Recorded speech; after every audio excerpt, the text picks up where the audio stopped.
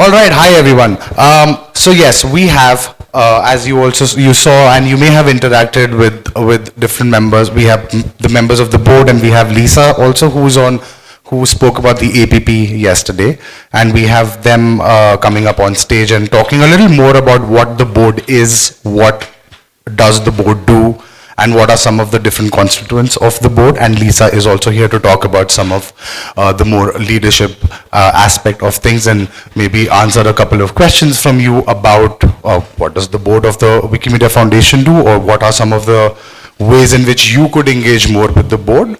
So with that, we'll just start with a quick video, which will set the context, and then we'll bring the panelists on stage. Can we have the video, please? Of boards, and how does it fit with the existential meaning of life? But how does it work?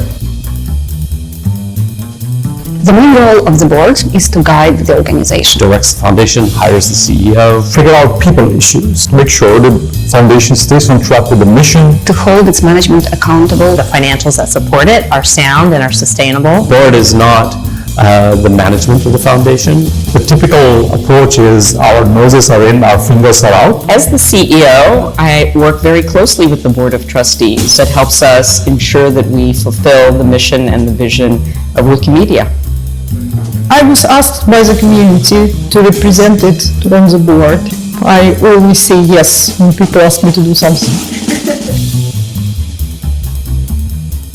To me, it's the highest way of serving a community and an organization that I align with so much. Learning from professionals, top professionals in the world. Say it again with the same energy. It was inspiring, but slower.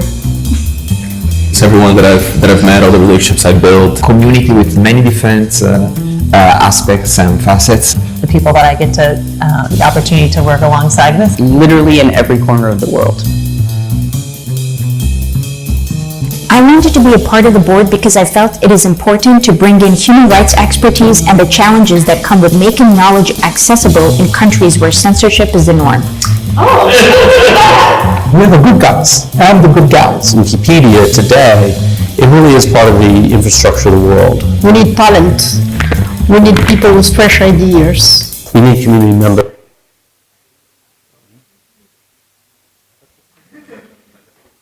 Maybe then Raju and Lisa. I'm Lorenzo Losa. I'm from Italy.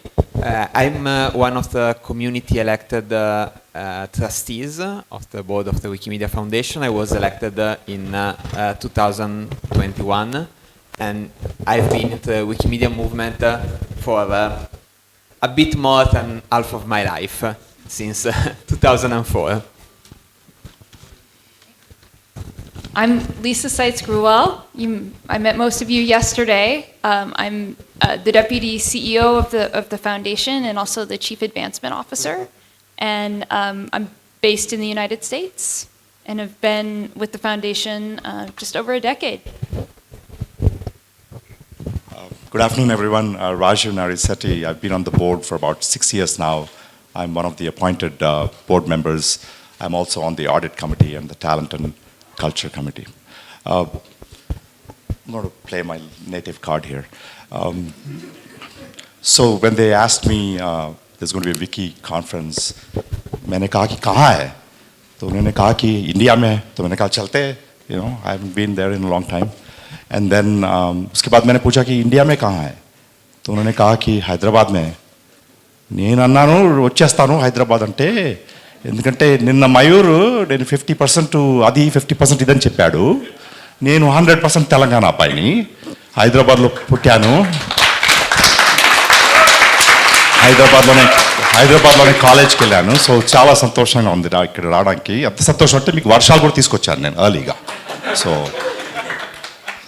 For those of you who are not getting any of this. I just said that I was so thrilled when they told me that the WikiConference is happening. I said, where is it? They said India. I said, oh, I'll go. And then I said, where is it in India? And they said Hyderabad. And I said, I'm definitely going because I'm from here. So delighted to be here. Thank you for having us.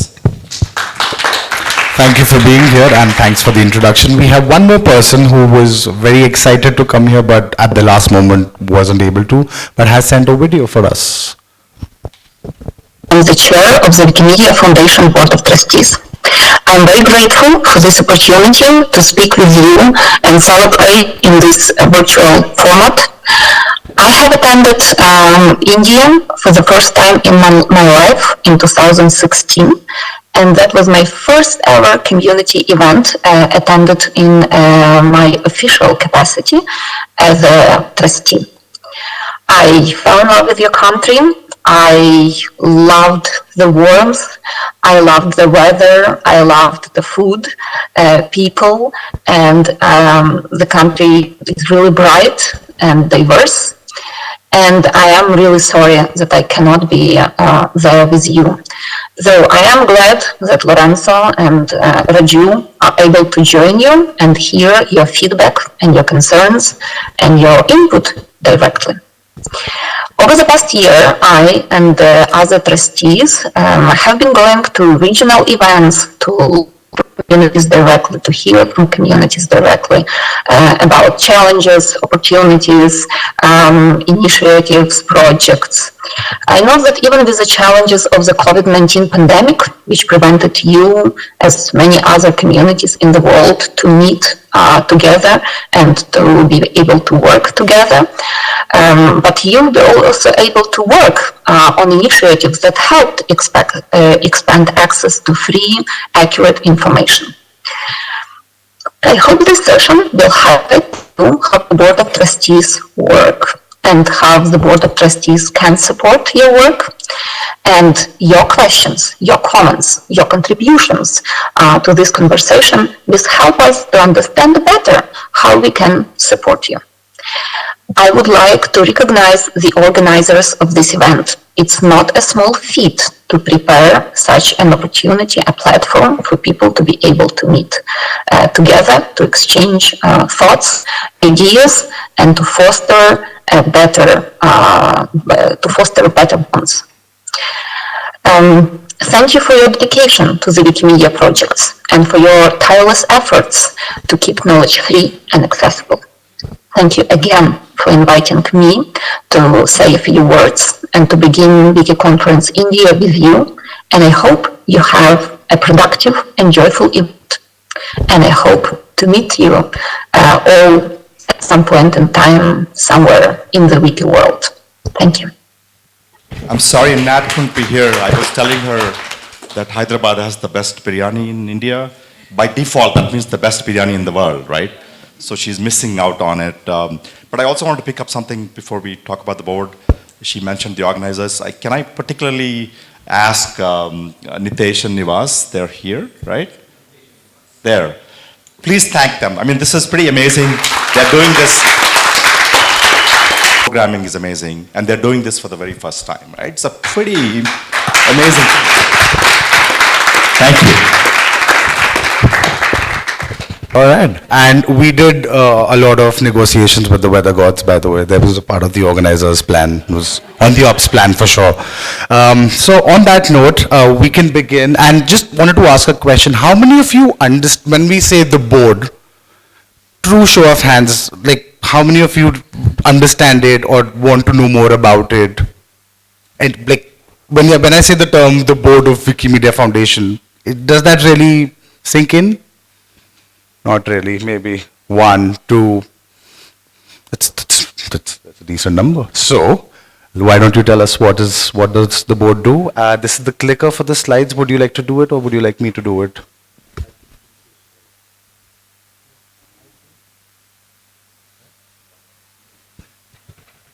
So, as a few of us talked about in the video, this is not an operational board. This board actually has only one mission, which is to oversee the CEO of the Wikimedia Foundation. Those of you in India, and I think Nepal and Bangladesh also will get this. So think of us as like the president of India, who kind of appoints the prime minister, but the prime minister runs the whole show. But the prime minister doesn't run the whole show. It's the states that run the whole show. So think of it as like we are the president of India, Mariana is like the prime minister, and Lisa and all of the cabinet of the national level, all of you actually run everything at the state level. So that's the easiest way to explain what the board does. We spend a lot of energy on long-term issues and not necessarily about how to operationalize it and how to fund it. We leave that to Lisa and everybody else. We do focus on the direction of travel, where we want to go. Obviously, the 2030 ambition is there. So I'll give you a simple example and then I'll stop. So sometime this month, maybe it's already happened, India has overtaken China in the number of people on this planet, right? So for demographers and others, that might be like, oh, you know, it's an interesting problem. For the board, this is a huge opportunity. Like we're thinking like India is where the action is for quite a long time. So what we tend to do at the board level would be to ask Mariana to say, what's our ambition for India? And do you have all the resources you need? What can we do to help? But we don't tell her what to do, just as she doesn't tell you what to do, but asks you, like Lisa did yesterday, saying, we have a plan, give us your feedback, and then the plan typically comes back to the board and we say, Lisa will make a presentation saying, this is what I've heard from the communities around the world, these are some of the changes we want. And we'll say, this sounds great, and sometimes we'll say, this sounds great, but can we do more, right? I mean, that's the mission of the board, to keep pushing for more ambition. So that gives you a general sense of what the board does. Then we have a few seats that are appointed directly by the board for different reasons, because maybe there is a specific skill that you want, or like in the case, for instance, of our chair, Natalia, she was originally elected by the community, but she's now a member of the board as an appointed one, because we wanted to make sure that she stayed for continuity, since she is the chair. Raju is one of these appointed board members. And lastly, we have one specific seat which is reserved for Jimmy Wales. It's the founder seat. It's only for him.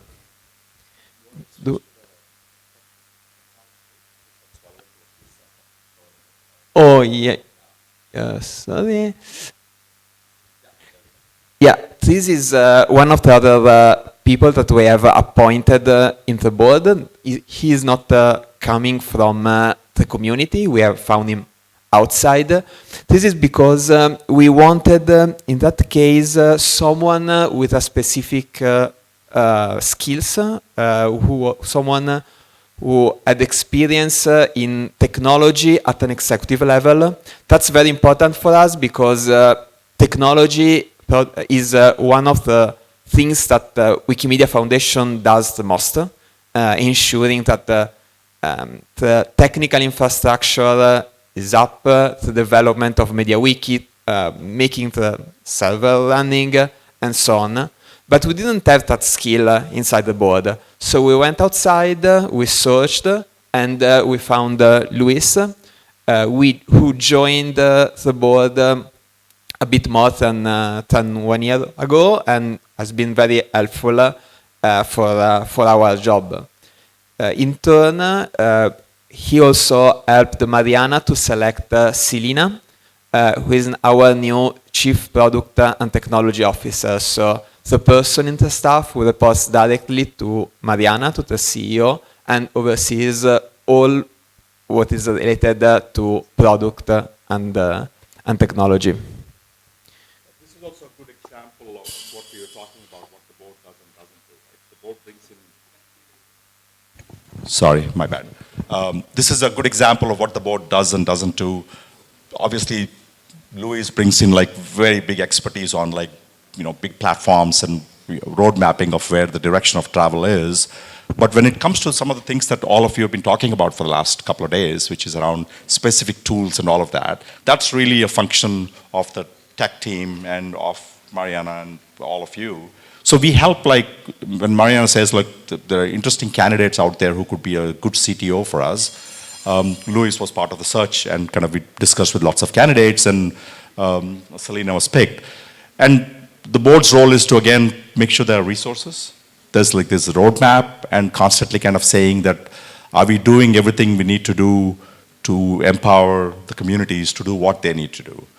but it's Selena and her team that then actually executes on that, working with all of you.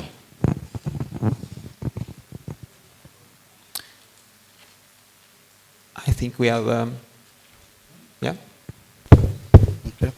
All right. Thank you very much for the slides. I wanted to ask, maybe Lorenzo, if I could ask you your question. How did you become a trustee? What was your journey like? And I would love to hear your journey as well, Raju.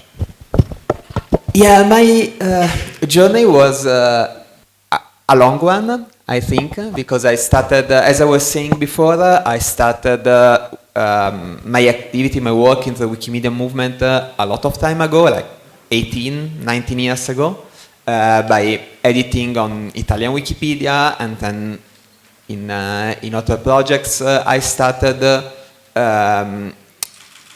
joining, at some point I joined Wikimedia Italy quite early, like 1 year after it was founded.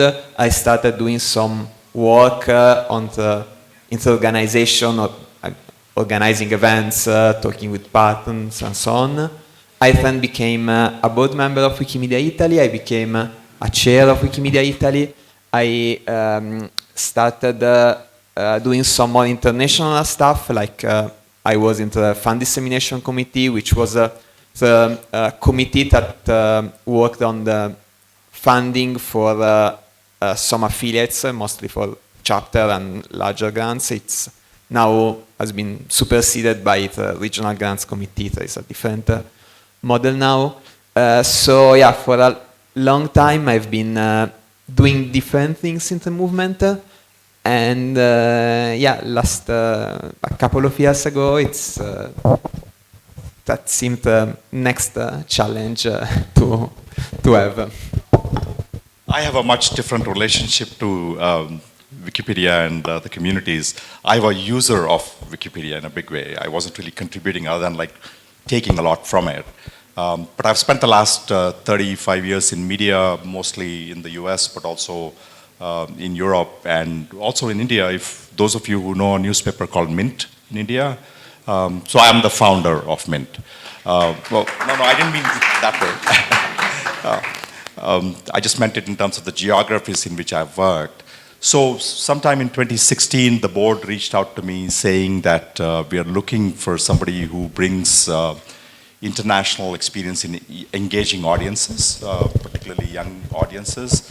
I also, because of the media background, I have an interest in communications and those areas, and I come from business journalism background, so that's why I'm on the audit committee. I have a business background as well. So for all those reasons, and when they came to me, I said that I've been taking so much from this, now I want to give my time. And so I've been, like I said, this is my 6th year on the board. If they will have me, I might stay for the 3rd term. I have no doubt that we will want you. So it's been mostly giving back. For an organization, the scale and size and the complexity of Wikimedia, it's a pretty small board. Typically, boards tend to be, I don't know, sometimes 20 people for this size, but we're 10 and only recently have we gone up. So it's a lot of time commitment, but happy to do it because like the themes of this conference are diversity, collaboration, technology, vibrance, obviously, and engagement and growth, which I think is tomorrow. All of those areas are areas that I've worked in media. So it's very easy to kind of think of all the translations of what you can do and what, and then the complexity, I learn a lot every single time. This morning I spent an hour grilling Lorenzo about how Wikipedia Italy works, right? We talked a lot about fundraising. So it's been a real give and take, and that's what brought me here, and I'm really thrilled I'm here. Actually, Lisa, you haven't told us like how you got to the foundation. Yesterday you didn't get a chance to talk. Yeah, it's been a while, not as long as Lorenzo, but I started just with a project with Wikimedia in 2011. I had met Sue Gardner, and she had asked me to help with a project, and I was getting to know this organization and just fell in love with it. And after I completed the project, she hired me not to this role, but to a different role, and that was the start. I started at the foundation the same day that my son started preschool. So it was like he had his little lunchbox, and I went into the office, and yeah, that's how I keep track of how long I've been there, is his age. So, yeah. Those are all some interesting journeys, and so diverse. So coming from the affiliates, coming from the business background, and what are some of the skills that maybe, Raju, this is a question for you. What are some of the skills that you actually thought you'd bring, but what are some of the skills that you thought are new and you didn't really realize that you would need to bring that to the board? Any area of expertise that you think would not be needed? Lisa will probably attest to this. I tend to push things to be faster on the board. I think this is for a good reason. Things take time, because I think there's a community engagement process and there's lots of feedback loops. But even within that, I think we could move quicker than we sometimes tend to be. So I'm the annoying board member who's like, if I'm told that we'll come back to you in 6 months, I'm like, can we get this in 3 months, right? So that's my main push. It depends, right? Because we are here in the service of Mariana and the foundation. So there are times, so last year I was very involved in all of the transitions. We had a change in our leadership. We had some new executives come in. I was very involved in that because there was a long period of like, Catherine had moved on, and then Mariana hadn't like been hired yet. So I was literally having weekly meetings as a transition board committee chair. So it really depends on what is asked of us. This is a good example, right? I mean, I was told about this and I said, great, I'll do it. And most of us tend to have day jobs. Right? I mean, this is a volunteer activity, but we are more than happy to do it. Areas where I think I'm used more than other areas. I mean, I'm useless when it comes to community stuff, right? Because I'm not part of the community. But where I'm useful is like media strategy and things like that. I occasionally get into trouble. I spoke to Indian Express last year and, got into good trouble, I think, right? But I'm also a fan of like, again, because of my background, I tend to push for like what's happening in a place like India. Like as I was saying, if the opportunity is so big, are we doing enough there? I also tend to be a little bit of I push pretty hard on my, this is folklore and feminism. I push pretty hard on the diversity numbers that we should be measuring much better than we do. We should set some more goals and kind of make much more progress than we sometimes tend to. It's not in our hands entirely, but I think we could facilitate some of that. So in the opening video, I said that my philosophy on this board has been my nose very deeply in, but my fingers are completely out because I'm not actually doing things, right? But I'm very active in terms of reading things and asking questions and all of that.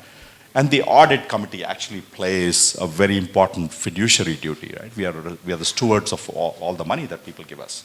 How is that spent? Is it being audited? And make sure that there are no problems there. So that's a legal duty that I also perform. So that's the range of things I've been asked to do. Thank you for that. Thank you. And I wanted to just also ask maybe Lorenzo, what are some of the more exciting things that are happening? I'm sure, as Raju's also mentioned, that you oversee a lot of things, but anything exciting you wanted to share? I know you have a slide prepared for us. I have a slide, and I might even be able to get it. Well, it's Sister Project Task Force. So there are a few things that are happening and on which we are working on. This is one that I think it's especially relevant here. You know that we have Wikipedia, but we have also many other Wikimedia projects. We have Wikidata, Wikisource, Wiktionary, and so on. In most of these projects have been created in the early days, 2006 and before. Very little has changed since that, after 2006. Very few projects have been created. No projects has been ever closed. And they didn't really change much in the way in which they are structured. So we are as a board, we created a task force, which is a group of trustees that will discuss the life cycle of these projects. So trying to answer questions on how do we decide to create a new project? How do you assess whether the project is doing a good job, it's successful, is impactful? How do we support the projects that we have? What kind of support do they need, and what they can expect from the Wikimedia Foundation? And finally, also, on which conditions should we close a project? And that's a bit more sad when you have to close something, but it's also very important because if we want to do something new, we should allow things to fail. We should, otherwise we will be only playing on the safe side, only doing things that are with little risk. We also need to risk a bit more. And this is a discussion that is just starting. We are at the very initial phase, and we are looking for advisory, volunteer advisory members to the task force. So people from the community who have experience on sister projects, and I know that a lot of you do, and that can help us, join us in this work and help us think about these things and develop new process. If you would like to join us and to apply, here I have the link. It's I hope you can see it. Anyway, it's on Meta. There is time until 15th of May, and I hope to see some of your names. I hope you're picking up a theme here, right? Which is, it's not the board telling you what to do, it's the board helping facilitate ideas that come and put some process behind it. Make sure that we are not continuing to do things that are taking resources but are not being needed or being useful, and shifting those resources. So this project is more around streamlining some of that and making sure we free up some resources. I mean, occasionally the board will work with the foundation closely to come up with an interesting concept like the Wikimedia enterprise idea. But again, it goes back to the community weighs in, and we explain it, sometimes not as well as we should be explaining, but we try. But it's never the board kind of dictating what needs to be done, because that's just not the mandate of the board. Thank you so much for sharing that, and we'll drop the link on Telegram, and if I can request, I think it's already been sent on the participants Telegram group, and it is, if I could add to Lorenzo's request, it would be great to see representation from South Asia, from this room. I know we have folks from, I think, 7 different projects who contribute to a total of 7 different projects in the room, and it's a great space to offer some advice, offer some, share your experience with the board in this case. So please do take a look at the link, and 15th of May is the last day, so do apply. Shifting gears a bit, Lisa, coming to you now.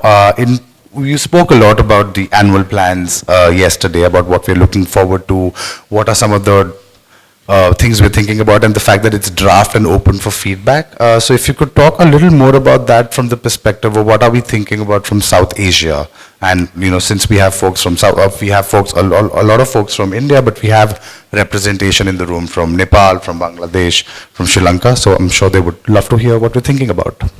Yeah, well, thank you.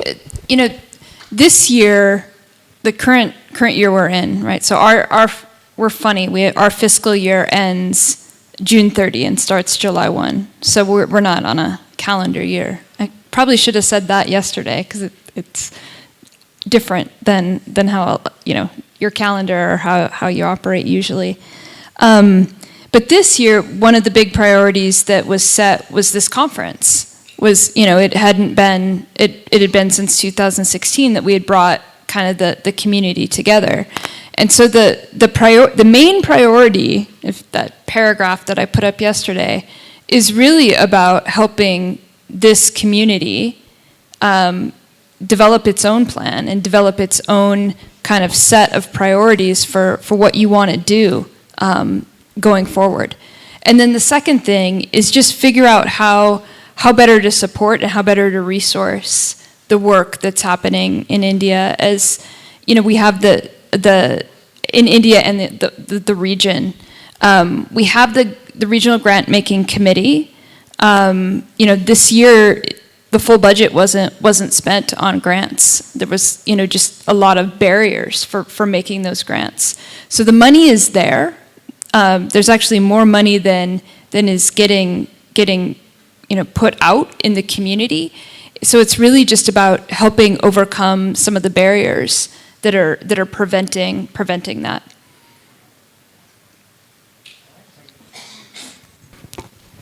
All right, thank you for sharing that. And now we would love to have some questions from you all. We have the board and Lisa in the hot seats. And we have Mayur helping us with the mic, so thank you for that, Mayur. I see your hand at the end. 2019. Anyways, my question is, something or the other is happening in terms of legislations. Recently, Pakistan blocked it, then they unblocked it. Something happened in UK recently. It's happening in UK over the age. So the question is, you sort out one country and the other is coming on. And this might just keep evolving and keep evolving. And ChatGPT can't answer this. My only question is, what is board's observation? The upcoming regulation or decision by countries to block Wikipedia or to make access more difficult, like it was recently with Pakistan. This is a very worrying problem for us because it blocks people to access our platforms, our website, which are our basic mission. So Wikimedia exists to make knowledge accessible and allow people to participate in it. If the websites are blocked, if there are obstacles, we are not able to even attempt to do our mission. We have, luckily we have built in the past few years an advocacy team inside the Wikimedia Foundation, whose goal is to do public advocacy, basically, to talk with the public and with governments, with state actors, to let them understand what are the issues, what is the peculiarities of the Wikimedia movement, the concept like the fact that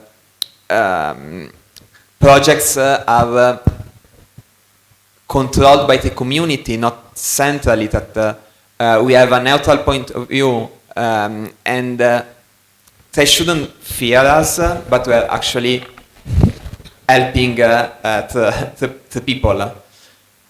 This is a difficult work, not easy to, it's not easy to understand what they are doing often, because it's not something where you have a direct result. It's a long standing work, and often if they do their work well, you don't see anything happen. Sorry. This is the part of the board work that usually you typically won't see because it's so sensitive, right? So when, and unfortunately for Wikimedia, we have a long history of this. Obviously there is China and all of that, but Turkey was a great example, right? It took us several years, and the board was very involved because you have choices to make, right? You could go public and create a lot of noise, or you could go through the court system, or you could use the EU regulatory framework to push things. So what choices to make? Oftentimes, the foundation team comes to the board and gives us those paths and says, here are pros and cons of doing this, and we recommend this. We stress test a lot of those things. And then we say, okay, this sounds like a good plan, and do we have like a strategy on executing it? For the last, it's less so now, but for the last year and a half, we probably had a weekly update from the team on what's happening in Russia and Ukraine, because that's an actual live issue for us, right? And Lorenzo's point is critical. Over the years, I think the foundation has great expertise, does a lot of good work behind the scenes, and sometimes you can't even talk about what you did, because if somebody is freed, right, you don't want to claim credit because that might backfire. So there's lots of things that happen that you don't necessarily see, but I think there's a philosophy of like, whatever you need, we will support. You tell us how you want us to support you. If you want us to do it in public, and if you think that's the right thing, we will do it. But if you want us to do it very, very quietly, provide some legal help and all that, we will do that as well. Or sometimes, you know, if it's a US related issue, talk to the State Department to get something done. But the big shift in the last 3 years, as Lorenzo mentioned, is we've had a long history of dealing with problems after they're problems. But regulation is now just going to keep coming, right? Every country, and it's not just us, you know, Facebook, Google, all of them are facing, in India, the Competition Commission and all of those. So we are now very proactively saying, what is our position? You know, free knowledge, we need to be an open internet. And we are actively, like, we spend a lot of time trying to convince those who will listen in the Senate and the US Congress and other places. And so that's been an area where the board has actually approved a lot of like investments in staffing and increasing that capacity. But honestly, it's going to be, you know, when you operate in so many countries, so many languages, we're always going to have a whole slew of these issues. Hopefully we will win all of them in the long term. I see another hand. And thank you again for clapping for the organizers here. So my question is, you just introduced the board members to us and their representation, regional representation. So I see the elected board members, but there is no representation from the Global South as a community. Does the board have any strategies to follow in future to take care of that part, or how it is currently being addressed, or why it is not been addressed so far? And I think we need a lot more of that representation, but it typically comes from the elected side of it. And Lorenzo is going to talk about some of the things we are doing. We also, I think, have tried to do a lot more around building the capacity for more candidates to emerge from different parts of the world, because I do think that we cannot, in the long run, have any organization, have any board that doesn't reflect where the communities are, right? So that's the fundamental premise. We've also, year and a half ago, Lorenzo, we decided to expand the board as well, so that there are more opportunities for folks from the Global South. Honestly, it will be fantastic to have an elected board member from India. There've been, I think, 2 of us, but both have been nominated, right? Visakha and me. Maybe there were others, I don't know. But Lorenzo, you want to give some specifics on what you do? Yeah. We currently the members of the Board of Trustees are concentrated mostly in Europe and Eastern Europe and North America.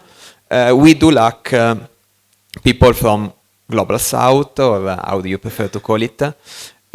We have there are 2 ways, I think, of approaching it. One that works more in the short term, and one in the longer term. In the short term, what we have tried to do is to do more outreach towards the different communities in the world, ensuring that there are more ways to engage in the election process, both for candidates and for voters. That includes better translation, for instance, different ways of engaging, like both written questions, video calls, and things like that. This work, I mean, it's helpful, but gets only to a certain point. The other key part is having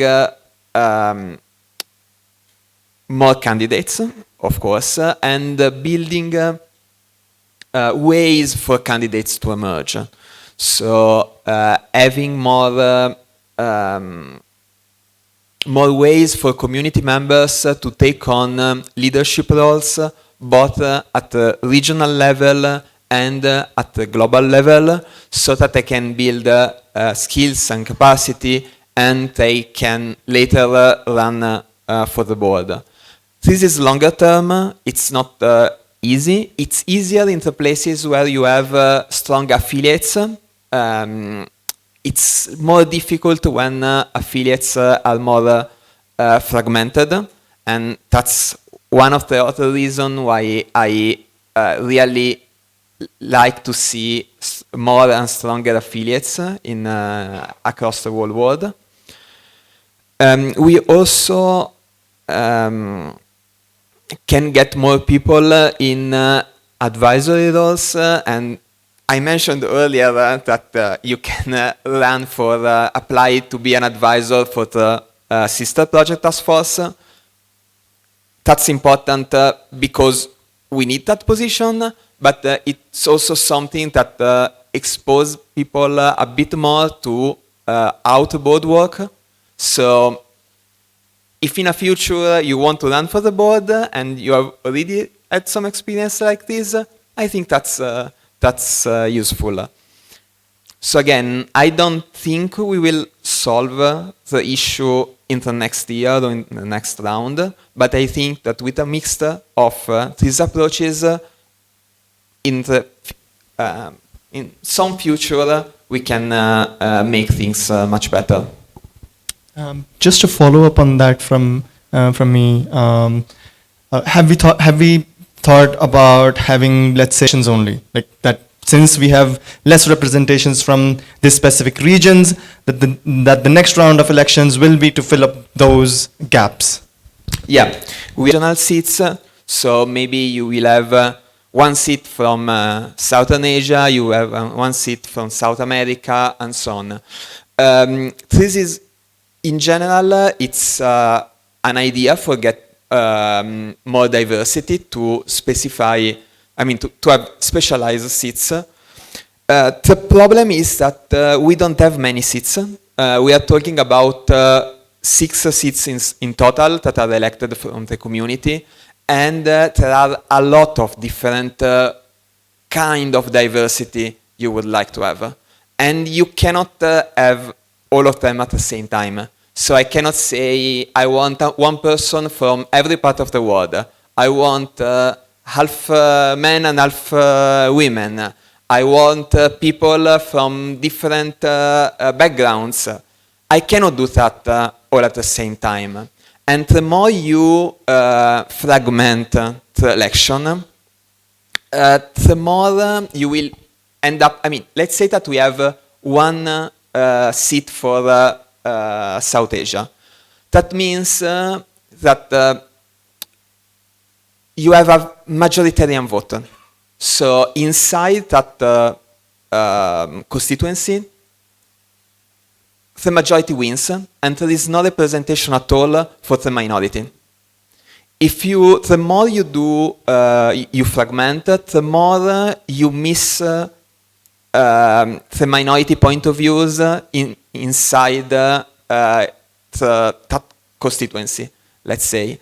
So there are merits on that idea, but there are also a lot of problems even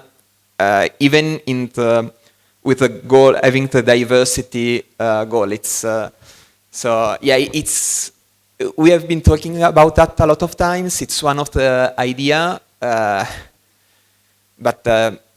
yeah, probably not the final solution. Access to editing the English Wikipedia. My name is Frederick. I've been, my first login was 19 years back. And, I think, I'm not saying it to show how old I am, but, I think we are becoming a victim of our own success, because English, the way the language politics work, is enforced on all of us. Whether we like it or not, English chooses us, we don't choose English. And, and that's part. See, the regional language Wikipedias are fine and they are very important, but sorry to say it, as of now, many are still small ghettos which are not that powerful, that influential. If we go to edit English, the admin, there seems to be some systemic bias there because the admin doesn't understand issues from the majority part of the world. So like, for example, a whole lot of our articles get rejected and it's so depressing. My page is filled with red links. And I thought for a long time that because I come from the smallest part of India called Goa, it was being rejected because no one understood what was going on there. But then when I create a page on Dhiren Bhagat, who Mr. Raju would know was one of the brightest stars of English journalism in India in the 80s, it gets rejected because he's not notable. And then you realize that in the 80s when he was working, he died young, there was no online documentation. And if the online documentation is in a non-English language, Google is not keeping track of it. And if it keeps track of it, the editors cannot understand. So how do we solve this systemic bias? That the diversity of the world is understood. Otherwise, this sum of greater, sum of knowledge of humankind is not really being implemented. So my request to you all is, please, even the Saragossa band, I've made a page on the Saragossa band, it gets rejected. This is a band in Germany which Raju and I probably grew up with. Okay, it was so popular all over the world, it gets rejected because it's in a Latino language and I think English has a blind spot to it. I made a page on the Center for Postgraduate Instruction and Research and they tell me you merge it in Goa University because it's a precursor to Goa University. And maybe like if that argument is to be used, then the Pakistan page should not exist, it should be part of India. So we can, sorry for going off track, but that's all I want to say. Please take care of Welcome to being a woman on Wikipedia. Talking about systemic bias, by the way, right? It's not just regional, it's not language, there are systemic biases because of the way the platform developed over time. I think there's recognition of it. In some areas there's progress, in some there is not. Do you want to talk a little bit? Yeah, I don't have real answers, but I can pick some of the things you have been saying. So I hear some large-scale problems that we have.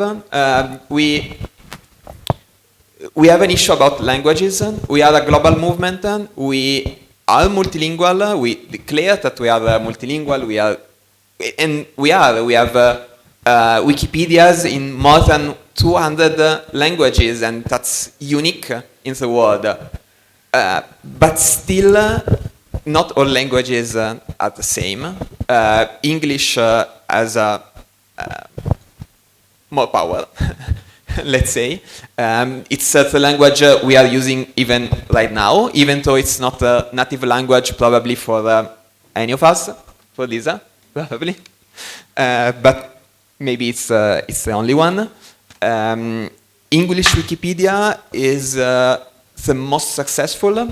If you want, it's large. It has an impact. Even, for instance, when we think in terms of board elections, 30% of the votes come from English Wikipedia. That has consequences. It means that if you are active on English Wikipedia, you are more likely to get elected. And in a way, that's fine, because it's true that they are 30% of our editors. But it also creates dynamics that are biased and that we need to address. The first step in when you have bias in front of you is to be able to recognize it and understand it. So it's important to voice that and to say it. In terms of solutions, I don't have a real solution to provide to you, I'm sorry. What I can say that it's clear that these are problems and we need to work on that. So I want to just chime in too, because I share your frustration. And I can tell you, and there's others that are involved in these efforts as well that are here. What has worked for groups like Women in Red is banding together, right? So if there's articles on India that they're really important to Indian culture that the other admins or other editors are deleting, band together, right? And there's strength in numbers, and having a list like the Women in Red list, right, is a great list because it's there and it is a goal for getting all of them written, right? So if you have a list of articles that are missing on your culture, and you all agree that these all should be written, you're together, and it's just you have more power. And then just to give a little hope, right?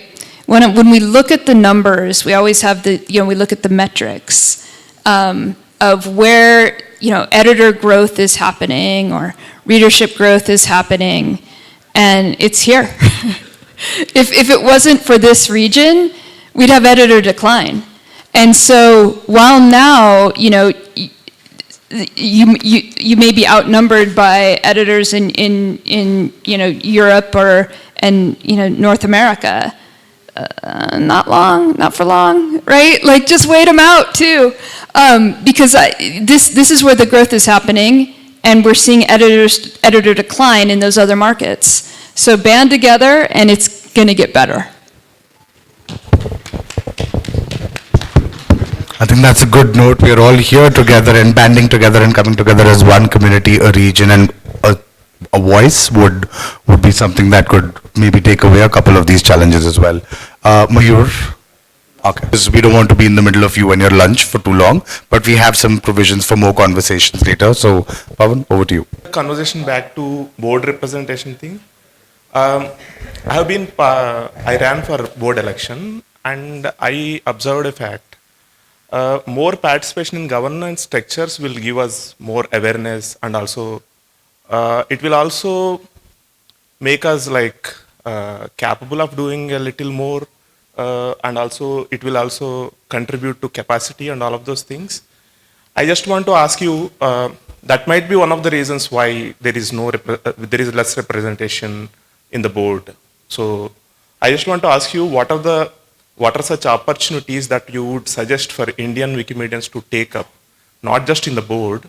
There will be many other governance structures that might help Indian Wikimedians to bring their perspective and also to improve their capacity and visibility, which will finally someday might help them to get a board representation.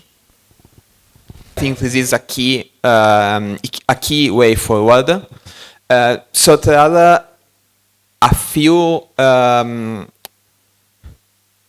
things. First is working. If you are part of an affiliate, working in your local affiliate, and maybe be in the board of your local affiliate if it has a board. I know that affiliates in user groups in India are not incorporated, so this might be a bit more difficult, but that's one way. Another ways are the global committees, like join AFCOM. I think AFCOM will have a call for candidates soon, and you have an AFCOM member right here. So that's also a great place. We have AFCOM, we have regional grant committees. I also think that we have a member of the South Asian Regional Committee here in the conference. Is it here? Oh, over there. So you care about it. We are also some, not many, but could be more in the future, advisors for board committees. So one is the one I mentioned before for the sister project task force. There might be others. So that's also a very good place to apply and to get some experience and some more visibility. And yeah, then you can, I don't know, if you go to Wikimania, maybe try to use that, or to Wikimedia Summit, try to use that opportunities to talk with other people, understand how they are doing, exchange information, maybe try to propose a session to get involved in the organization and things like this. And it's a great question, but we also expect you. All right, thank you. So we'll have to end the session now, but before we do, just to say, we're leaving, we've got the emails here, so you can get in touch with them. On email, we have, at the organizer's request, an informal breakfast tomorrow, a.m. to 8:45 tomorrow. We will have Raju, Lorenzo, and Lisa over our breakfast space for any conversations. Of course, you can catch them. Don't let them eat lunch. Catch them when they're eating lunch as well. But you can share a meal for breakfast as Make well. sure you eat lunch, because there's like dosakai papu. Those of you know who are in Andhra know it's a really good thing. And there's Nagpur paneer masala. So don't miss those. Someone's been noticing the tags. I am very observant. All right. I will not miss my lunch, but I can talk with you while I eat. No problem. All right. Thank you very much. Thank you for being here.